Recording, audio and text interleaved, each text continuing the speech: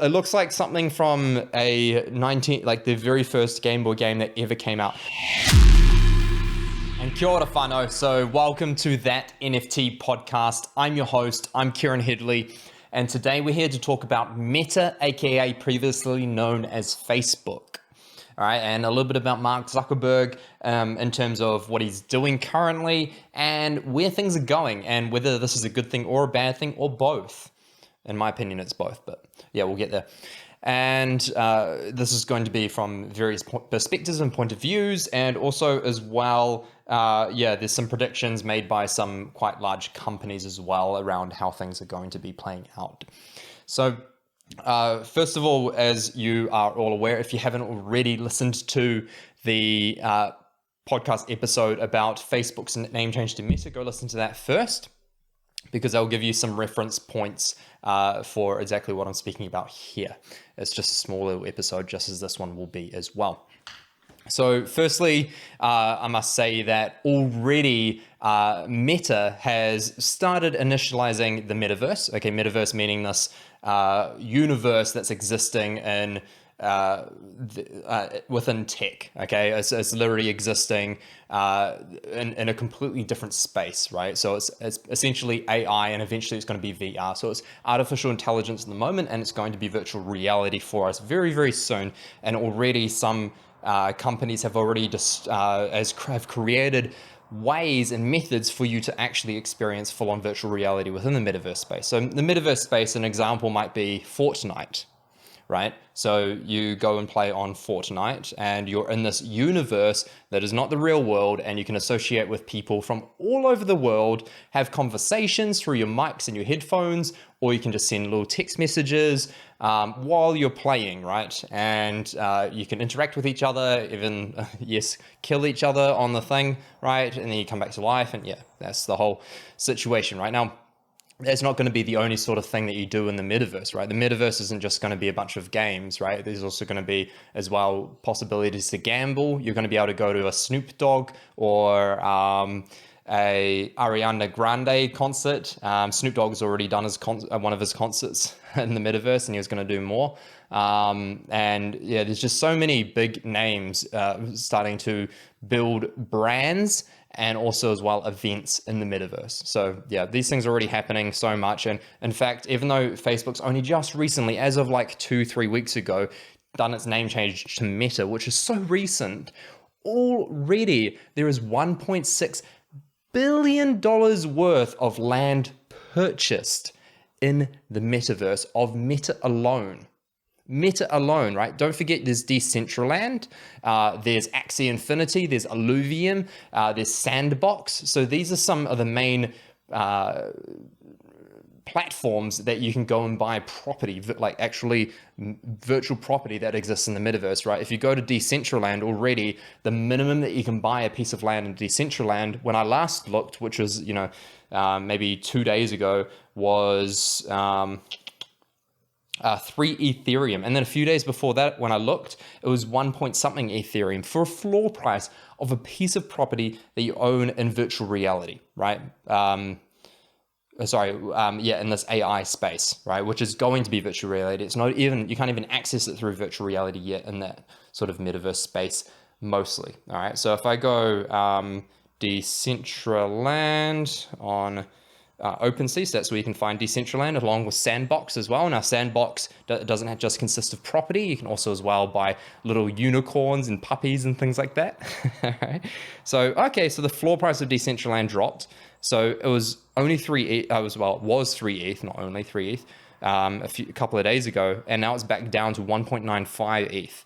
And the amount of sales that are going is about 2 every hour roughly, right? So 2 pieces of property every hour is selling, and there are only 97,000 pieces of property in Decentraland. Now they might put more in. I really doubt it. I think that might be all that they'll ever. No, sorry, I really doubt that they won't. I'm sure they'll release more land eventually, but for the time being, the original project only has 97,000 pieces of property that you can buy, and they're quite literally, if you're watching on video form, right, literally the piece of property that you buy, all right, I'm going to show you right now on the video, is, if you can see that, it's literally just like It looks like something from like the very first Game Boy game that ever came out. No, it looks like something from that Snake game that you used to be able to play on your Nokia brick phone, right? Like there was like the snake and you wanted to, I can't remember, it was like eating little dots or something. I can't remember now, but it looks like that, right? It looks like a little maze on the first Nokia that ever came out. But yeah, that's what you're purchasing, and that's going to be developed over time into more real life looking space, right? So then when you get your NFT character and you play it in the metaverse, you'll be then able to access your property and do what you want with that property. You can set up a casino, you can run events, right? You can sell things in the metaverse, so set up a shop in that space. You can invite friends over, you can do whatever you want, right? With that space, it's yours. You can build houses, you buy, it's like Minecraft, right? You buy resources and do what you want with that. So yeah, it's just crazy. It's moving so fast. A friend of mine just said how, I'll just get it up now because it's actually super fascinating. And I love doing these little news snippets where like these are sort of things that are talked about, hyped about, and even happening now. He said, this is Stephen Harvey, by the way, who is running at the moment Meta Games NZ. And I've mentioned him a couple of times already in my podcast. He runs a gaming NFT investment company, very fantastic. And he just said the South Korean government are already looking to create their own metaverse, right? That's pretty crazy. And they're saying that they think by about 2025, they're wanting to host events and government conferences in the metaverse in less than 4 years, running government conferences in the metaverse. That is so fast. So fast. Like normally the government is very late to the party to compare to what the public and business ventures are delving into. So yeah, very fascinating stuff. But I suppose South Korea is very high tech, so I guess that makes sense. Now with this, in the last 2 weeks, how there's already a 1.6 billion valuation on property owned in in the metaverse of Meta, in other words, of Facebook, right? Some of the companies are like Atari, which paid $250,000 for their piece of property. The Walking Dead Scare Zone, all right? Walking Dead have purchased property in Meta. Gordon Ramsay's restaurant, so Gordon Ramsay has purchased some property in the metaverse. Deadmau5, MAU 5, that DJ, I think they're called, is they've purchased, I think, made a club there that you can go to and I guess see them live and all that sort of thing. Or it will be their hangout space probably. Tesla, so there's already a Tesla showroom. I'm assuming that you're going to be able to buy Tesla cars in the metaverse on Meta. So in other words, on Facebook, the Cruddy Clown Circus, there's going to be circus acts there. Binance Land, so Binance is a crypto company. So basically Binance, you can buy Binance NFTs. Binance has its own cryptocurrency, but also as well, they have their own wallet. So they're a very big and diverse blockchain based company. They've spent $500,000 on some land on Meta's metaverse. So yeah, it's crazy. And Facebook's already invested $10 billion into the metaverse, US dollars, so 16 billion roughly New Zealand dollars into the metaverse. They've already put in. It's just crazy, like how many staff they've already hired. I think it's something like 50,000 just in Europe alone. It's insane what's happening. PwC predicts, so PwC is a very well-established company, and I can't remember exactly what space, it slipped me, but they've predicted that 23.5 million jobs, they believe, will be using VR and AR by 2030. And you know what? I think it's going to be sooner.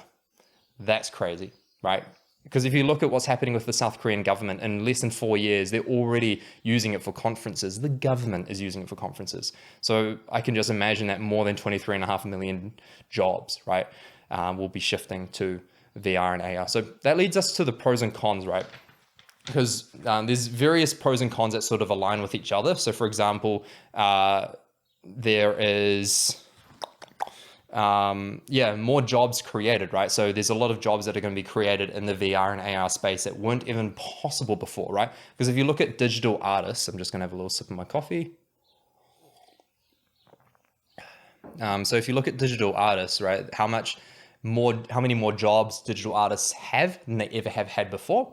How many more jobs so digital contract creators have than ever before because of the smart contract space, right? So there's so many more job possibilities and opportunities than there have ever been before in the space, which is just crazy, right? So many millions of jobs and opportunities have been produced because of this. However, this is also as well taking away from more brick and mortar and more basic style jobs that require a little less creativity, right? So of course, yes, it still requires a lot of human intelligence, but less creativity, right? That doesn't mean it's a dumber job. It just means that it's much easier to program a computer to be able to do those jobs, right? So as AI becomes more prominent within our societies, which it very much is every single month it's building, which is not just every year, every month, right? Many jobs will be taken away. Now, this isn't something new, by the way, guys. Although it's a con, it's not something new.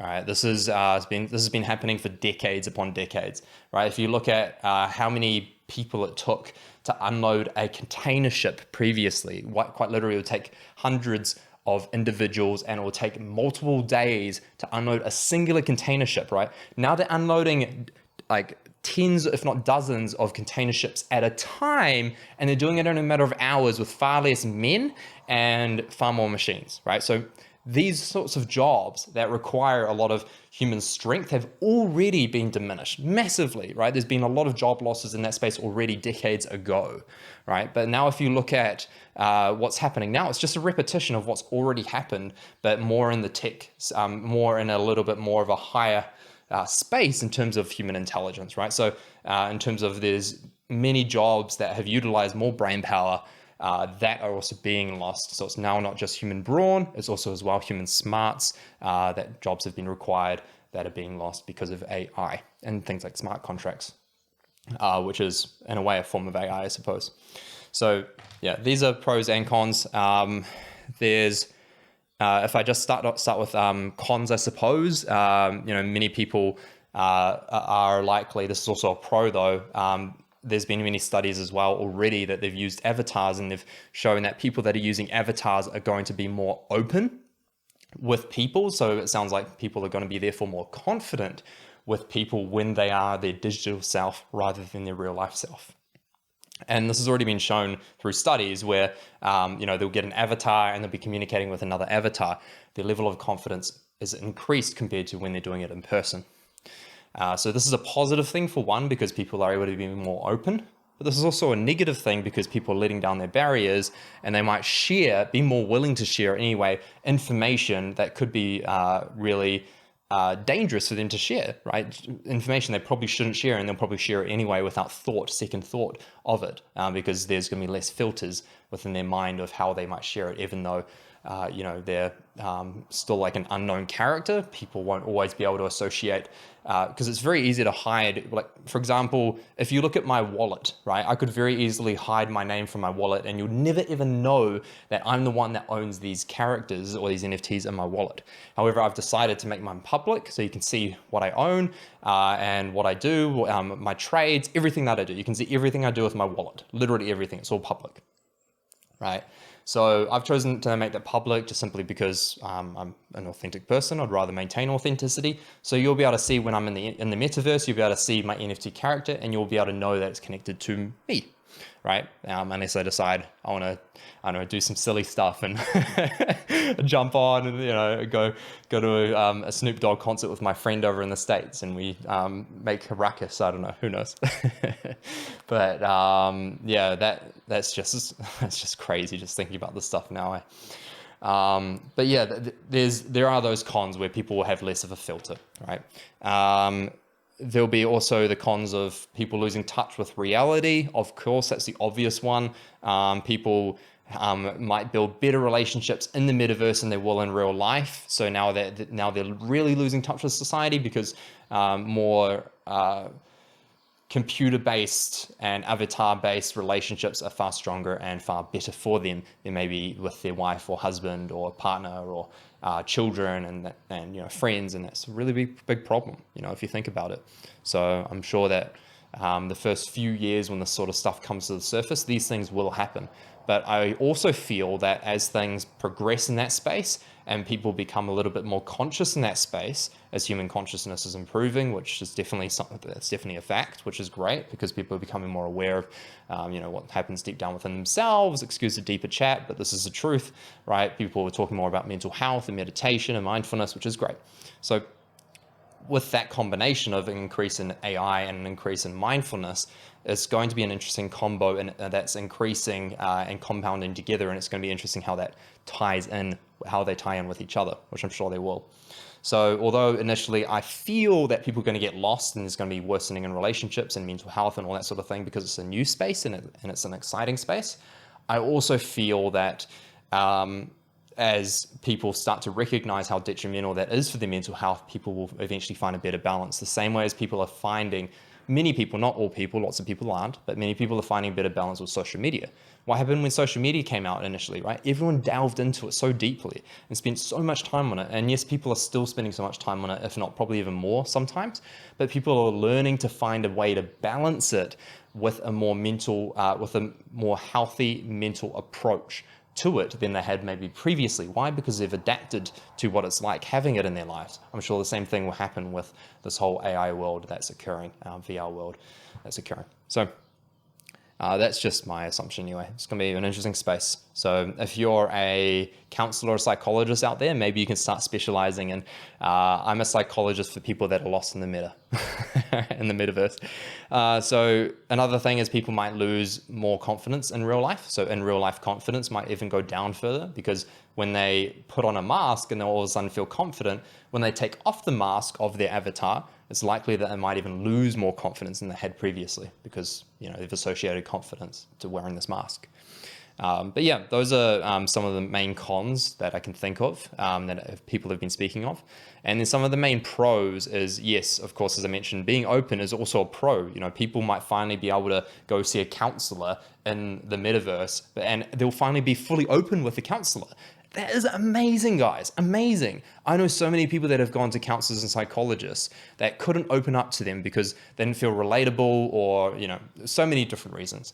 Not only will you be able to go into the metaverse and more easily find a counselor that is best for you, and it will feel like you're with them because, of course, it's more of this virtual reality. We feel like you're there because you can see it and eventually you'll be able to touch it and hear it and smell it and all the rest, right? You'll be able to hear it very quickly.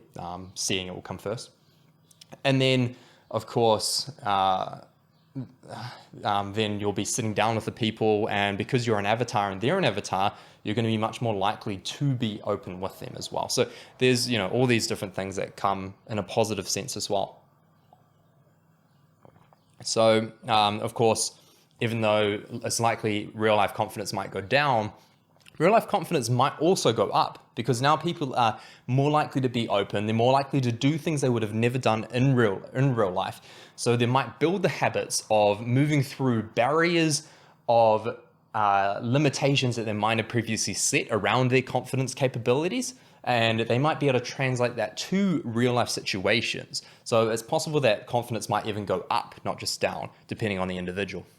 Another beautiful thing that's coming because of this is, my friend Mike over in Kentucky, love him to bits, right? I haven't seen him in years. I love this guy. I can't wait to go over to the States next year and see him.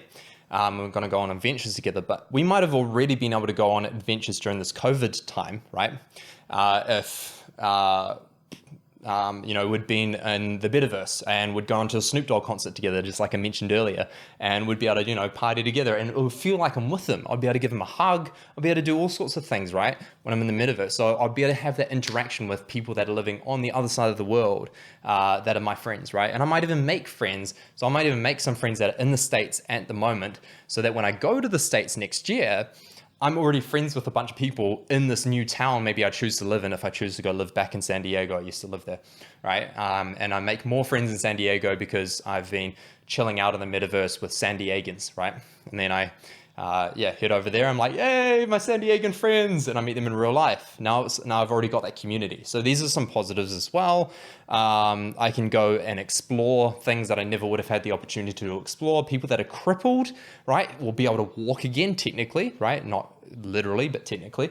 In other words, they'll be walking in the metaverse. So it would feel like they're walking. It'll give them a sense of freedom. It'll be great for rehab, right? So people are getting movement again in certain limbs in the metaverse, right? And then they'll be able to learn, because their brains will be quite literally wiring those patterns. They'll be able to learn how to use those parts of their body again back in real life with a little bit more ease, maybe, right? So these are some other beautiful sort of hypotheses that I'm literally just making up right now, but they sound very viable in my brain.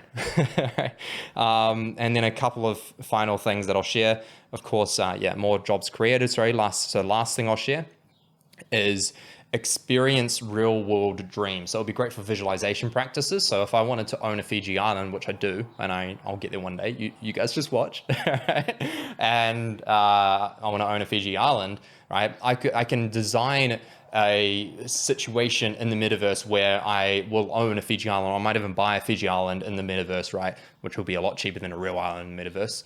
In real life, but who knows what will happen? There's already properties in the metaverse that are going for far more than real properties. But I've got a Fiji island, or I just simply go to a Fiji island in the metaverse, right? And I can almost be in that space where I'm in a way owning it, right? So I now have a more literal experience of me being in that space. So I feel like I'm already there.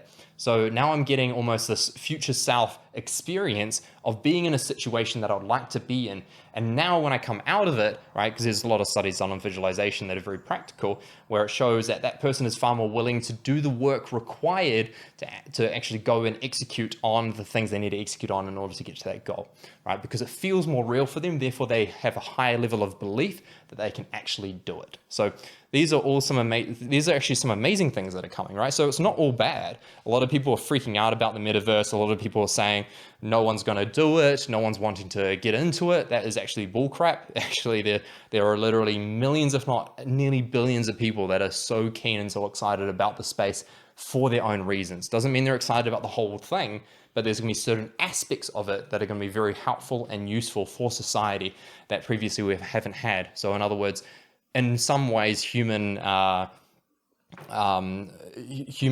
in a way is going to improve in some ways, but it's also going to decrease in some ways because we're going to become less connected with nature, with our surroundings. And there's a lot of studies showcasing that if we're not physically in touch with people and physically in touch with nature, we actually produce a compound in our system called tachykinin, which increases levels of inflammation in the system, increases probabilities of disease, immunity goes down, all these different unfortunate situations happen in the system because of tachykinin. So ultimately, things like this will likely become more prominent in society health-wise as well because of this. So yeah, there's a lot of pros and there's a lot of cons. So I'm sure that these things will start to be considered more so after the hype starts to die down because it's an exciting time of change. So with that being said, I'd love to hear your guys' opinions.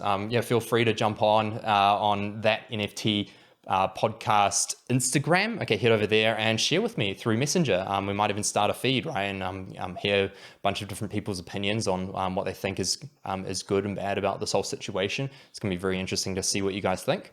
If this was beneficial, if you learned something, got anything out of it, or whatever, right, you found it valuable, please share it with a friend and or subscribe and or give it a rating. This helps us reach more people. And the more people that this reaches, right, the more quality content that we're going to be able to bring you, because we're going to get some amazing people on the podcast that'll be beneficial for you. And I'm going to be doing more episodes the more that this grows. Okay, so with that being said, I love you guys. Have a beautiful day or evening, and I will see you on the next one. Send me some ideas, by the way. I'll see you next time.